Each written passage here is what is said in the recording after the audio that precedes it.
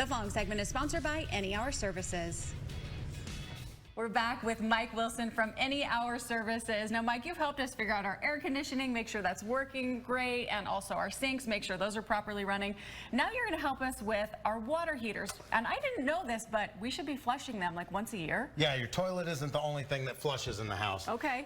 Just like any large piece of equipment in your home, a little bit of maintenance is going to go a long way. And so with your water heater, really the main thing that homeowners can do is flush it if they're comfortable. This is actually an old water heater. We pulled it out of the scrap yard that we had replaced. We cut a hole in so we could show you how the water heater works. You've got this big steel tank inside, and you've got a tube coming in that brings cold water into the house, or into the water heater, and you've got a thermostat at the bottom that senses the temperature of the water. Okay. When the water gets too cold, there's a burner down here at the bottom that kicks on, and it starts to heat the water.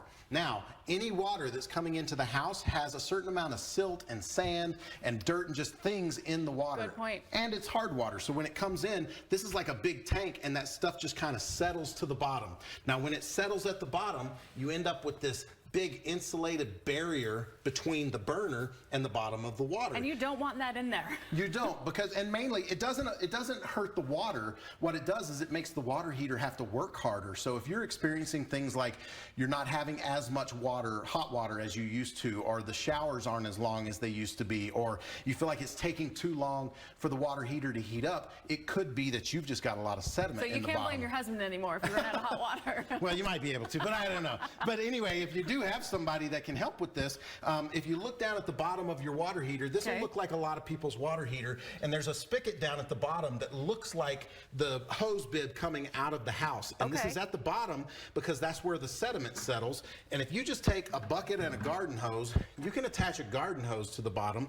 Now, if you have a basement with a floor drain, you can run the hose to the floor drain. I usually like to use a bucket because I can see how much sediment is in the water. You can see if there's a lot if it's in the bucket. Correct. Sometimes this has an actual handle on the top you can turn. Sometimes it might have a slit, and you just take a screwdriver and you open and close that valve to just flush a couple of gallons in here, see how much sediment is there. If you do that once a year, it's really going to make a difference in the performance of your water heater. Do we need to do it more than once a year? There are some circumstances where if you're in a certain part of town where there's a lot of sediment in the water, you may want to do it more than once. But that's why I recommend the bucket. If you flush it in there and you're seeing a lot of sediment, then you might want to do it more than once a year. Now, word of warning, if any of this makes you feel uncomfortable, don't try it yourself. But one thing that happens sometimes, if you've never flushed your water heater, this valve down here, it can be stuck.